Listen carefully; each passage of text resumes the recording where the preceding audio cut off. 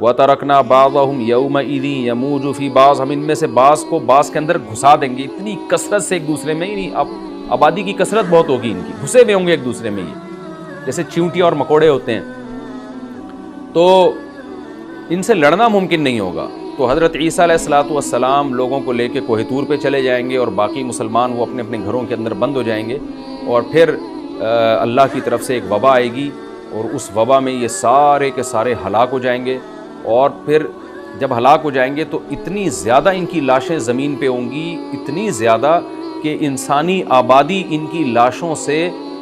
متعفن ہونا اور بیمار ہونا شروع ہو جائے گی، ان کی لاشوں سے بدبو اٹھے گی، اور ظاہر ہے انسان ہوں گے یہ، تو اس کی وجہ سے جو زمین کا ماحول خراب ہوگا، پھر حضرت عیسیٰ علیہ الصلوۃ والسلام اللہ سے دعا مانگیں گے کہ اللہ تعالیٰ ان کو کسی طرح ٹھکانے لگائے، کوئی انتظام کرے۔ پھر حدیث میں آتا ہے بارشیں ہوں گی اور سیلاب آئیں گے، اور ان کی لاشیں بہہ بہہ کے پانیوں میں جا کے، سمندروں میں جا کے ختم ہو جائیں گی، اللہ تعالیٰ ان کو اس طرح سے ٹھکانے لگائے گا۔ تو یہ یہاں تک جتنے بھی مضامین ہیں یہ صحیح احادیث سے ثابت ہیں۔ تو قرآن کہتا ہے وَتَرَكْنَا بَعْضَهُمْ يَوْمَئِذٍ يَمُوجُ فِي بَعْضٍ، ہم ان میں سے بعض کو بعض میں چھوڑ دیں گے، بہت کثرت ہوگی۔ وَنُفِخَ فِي الصُّورِ، اور پھر سور پھونکا جائے گا۔ قرآن میں تو یہ کہ سور پھونکا جائے گا، ایسے لگ رہا ہے جیسے فوراً پھونکا جائے گا، مگر احادیث میں تفسیر ہے کہ فوراً نہیں پھونکا جائے گا۔ یاجوج ماجوج قیامت کی نشانیوں میں سے ایک بہت بڑی نشانی ہوگی، یعنی یہ اس بات کی علامت ہوگی کہ اب قیامت بہت قریب ہے۔ تو حضرت عیسیٰ ابن مریم علیہ السلام جب نازل ہوں گے، میں تھوڑی سی ترتیب بیان کر دیتا ہوں کہ جو کیونکہ بات یاجوج ماجوج کی چل رہی ہے تو اس سے منسلک جو واقعات ہیں جو اس دور میں ہوں گے وہ بھی میں اسی لیکچر کے ضمن میں بیان کر دیتا ہوں۔ ہمیں صحیح حدیث سے یہ پتہ چلتا ہے، پتہ چلتا ہے کہ قرب قیامت میں جب مسلمان بہت قسمہ پرسی میں ہوں گے تو خراسان سے لشکر اٹھے گا۔ خراسان یہ افغانستان اور ایران کا حصہ، اس علاقے کو نبی صلی اللہ علیہ وسلم کے دور میں خراسان کہا جاتا ہے، جس میں قندھار بھی آتا ہے، ایران کا بھی حصہ آتا ہے اس میں۔ تو یہاں سے لشکر اٹھے گا، مجاہدین لڑیں گے بہت بڑی تعداد میں، دنیا میں جہاد ہوگا، مسلمان ظلم کی چکی میں پس کے تنگ آ چکے ہوں گے، اور لڑتے لڑتے حدیث میں آتا ہے اتنی بڑی بڑی لڑائیاں ہوں گی کہ 1/3 مسلمان شہید ہو جائیں گے اس میں، 1/3 مجاہدین جو لڑنے والے ہوں گے، اور 1/3 جو ہوں گے وہ میدان جنگ سے بھاگ جائیں گے، اور 1/3 کو اللہ فتح عطا فرمائے گا۔ تو جو 1/3 میدان جنگ سے بھاگ جائیں گے، نبی صلی اللہ علیہ وسلم نے فرمایا ان کی توبہ کبھی قبول نہیں ہوگی۔ جو 1/3 شہید ہو جائیں گے وہ افضل ترین شہداء ہوں گے اس وقت کے، اور 1/3 کو اللہ تعالیٰ غلبہ عطا فرمائیں گے۔ ایک واقعہ تو ہمیں قرب قیامت میں نبی صلی اللہ علیہ وسلم سے یہ ملتا ہے صحیح حدیث سے۔ دوسرا ہمیں یہ ملتا ہے کہ قرب قیامت ہی میں مسلمان قسمہ پرسی کا شکار ہوں گے، تو تلاش کریں گے حضرت مہدی کو، کیونکہ حضرت مہدی وہ شخصیت ہیں جن پہ تمام نیک لوگ جمع ہو جائیں گے، اور وہ مسلمانوں کی میدان جنگ میں کمانڈ کریں گے، جہاد میں کمانڈ کریں گے۔ تو ان کو بیت اللہ میں تلاش کیا جائے گا، وہ رسول اللہ صلی اللہ علیہ وسلم کی اولاد میں ہوں گے، اور لوگ ان کو پہچان لیں گے، اہل اللہ پہچان کر ان کو اپنا امیر بنائیں گے، اور ان کی قیادت میں پھر لڑائی اور جہاد شروع ہوگا۔ اور یہ لڑائی جب دمشق میں لڑائی ہو رہی ہوگی تو دمشق میں عصر کی نماز کے وقت حضرت مہدی، میں نے جو یہ کہا کہ دمشق میں لڑائی ہو رہی ہوگی، مقصد یہ نہیں ہے کہ دمشق کوئی میدان جنگ بنا ہوا ہوگا، مقصد یہ ہے کہ وہ مجاہدین کا لشکر دمشق میں ہوگا عصر کی نماز کے وقت، لڑائی چاہے کسی اور میدان میں ہو رہی ہے، لیکن حدیث میں ہمیں دمشق کا تذکرہ ملتا ہے۔ تو دمشق میں حضرت شام کا تذکرہ ملتا ہے، اور جو قرائن ہمیں ملتے ہیں وہ دمشق کی ایک خاص مسجد ہے، وہ مسجد حضرت مفتی تقی عثمانی صاحب اور مفتی رفیع عثمانی صاحب نے اس کو ہائی لائٹ بھی کیا، لیکن وہ یقینی نہیں ہے، یہ خوب سمجھے، انہوں نے اس کا بھی تبصرہ کیا کہ اس کے بارے میں کوئی یقین نہیں ہے۔ تو حضرت مہدی عصر کی نماز پڑھا رہے ہوں گے،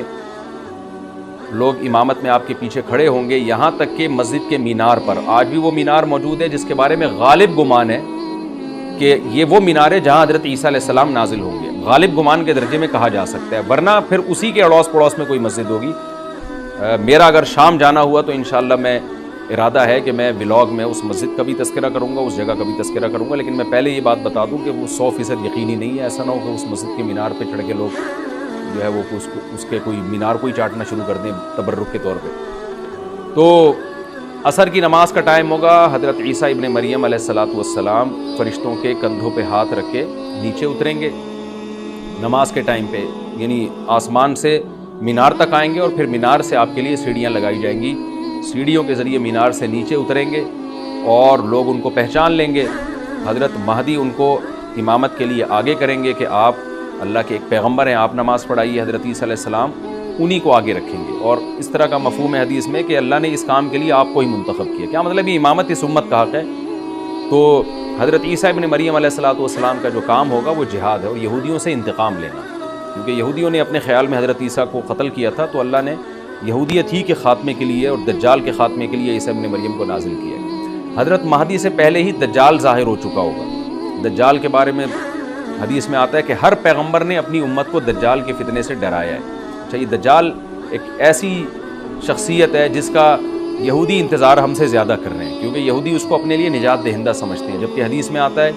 کہ دجال کانا ہوگا اور اس کا خدائی کا دعویٰ ہوگا. اس کے پاس کچھ ایسی طاقتیں ہوں گی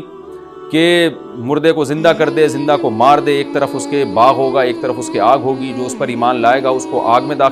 کو باغ میں داخل کرے گا, اور جو اس پر ایمان نہیں لائے گا اس کو آگ میں داخل کرے گا. اور رسول اللہ صلی اللہ علیہ وسلم نے فرمایا اس کی جو آگ ہے حقیقت میں وہ جنت کا باغ ہوگا, اور اس کا جو باغ ہے حقیقت میں وہ جہنم کی آگ ہوگی. تو جو نبی کی باتوں پہ یقین کرتے ہیں وہ دجال کے فتنے سے محفوظ رہیں گے. اور حدیث میں سورہ کہف کی بھی تلاوت کا حکم ہے. جمعے کے دن جو کہف کی تلاوت کرتا ہے اللہ اس کو دجال کے فتنے سے محفوظ رکھتا ہے. اب آپ دیکھیں یہ سورہ کہف میں ہی قیامت کی علامات کا تذکرہ ہے نا, تو شاید اسی وجہ سے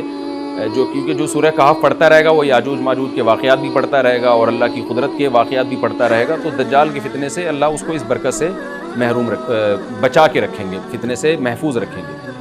تو وہ ایسی طاقتیں دکھائے گا, بے وقوف لوگ اس پہ ایمان لے آئیں گے. حدیث میں آتا ہے کہ کانا کبھی بھی خدا نہیں ہو سکتا, یعنی اس کی تو ایک آنکھ ہوگی نہیں, لیکن بے وقوف لوگ اس کے یہ کچھ ظاہری کمالات دیکھیں گے, یہ نہیں دیکھیں گے کہ یہ تو شکل بھی اس کی اچھی نہیں ہے, یعنی خدا کم از کم جمال والا ہوتا ہے نا, یہ تو ہے بھی کانا. اور اس کے بڑا بڑا کافر بھی لکھا ہوا ہوگا واضح طور پر, جس سے پتہ چلے گا. لیکن احمق اور بیوقوف لوگ جیسے روحانی عامل کو کچھ شعبدے دیکھ کر ان پہ سے متاثر ہو جاتے ہیں نا, روحانی عاملوں کے شعبدے دیکھ کے, تو ایسے ہی دجال کے شعبدے دیکھ کے متاثر ہوں گے. تو بہت لوگوں کو, خلقت کو, بہت بڑی امت کو گمراہ کرے گا دجال. اہل اللہ کو اللہ تعالیٰ اس کے فتنے سے محفوظ رکھے گا. پھر حضرت عیسیٰ ابن مریم جب نازل ہوں گے تو وہ دجال کو قتل کریں گے. حدیث میں آتا ہے کہ نیزے کے ذریعے گھوڑے پہ بیٹھ کے قتل کریں گے. علماء نے اس حدیث کا دو مطلب بیان کیے ہیں کہ یا تو اس کا مطلب یہی ہے کہ واقعی گھوڑے پہ بیٹھیں گے, نیزہ استعمال کریں گے, اور زمین جو ہے وہ اتنی پہلے اس سے جنگیں ہو چکی ہوں گی کہ لوگ دوبارہ تلواروں گھوڑوں کی طرف آ جائیں گے. اس بات کا امکان ہے, ہر ملک ایٹمی طاقت بن چکا ہے, تو اگر یہ ایٹم بم سارے ملک آپس میں چلا دیں تو ہم دوبارہ گدے گھوڑوں والی زندگی پر آ جائیں گے. ٹیکنالوجی ساری تباہ و برباد ہو جائے گی, انسان کی ترقی. تو اس بات کا بھی امکان ہے کہ کوئی اس سے پہلے ہو سکتا ہے کوئی ایسی جنگ عظیم ہو کہ انسانیت دوبارہ پہاڑوں پتھروں کے دور میں آ جائے. لیکن ظاہر یہ معلوم ہوتا ہے کہ رسول اللہ صلی اللہ علیہ وسلم نے جو کلام کیا ہے, ظاہر ہے اس دور کے لحاظ سے جو لوگوں کے, جہاں تک جو لوگوں کی مینٹل اپروچ ہے وہاں تک, تو نبی صلی اللہ علیہ وسلم میزائل یا اور ٹینکوں کا تذکرہ کرتے تو کیا سمجھ میں آتا. تو گھوڑے سے مراد ہے جو اس زمانے کا گھوڑا ہوگا, اور نیزے سے مراد ہے اس زمانے کا جو اسلحہ ہوگا, کیونکہ نیزہ نبی کے دور کا ایک مناسب اسلحہ تھا اور گھوڑا نبی کے دور کی میدان جنگ کی ایک مناسب سواری تھی.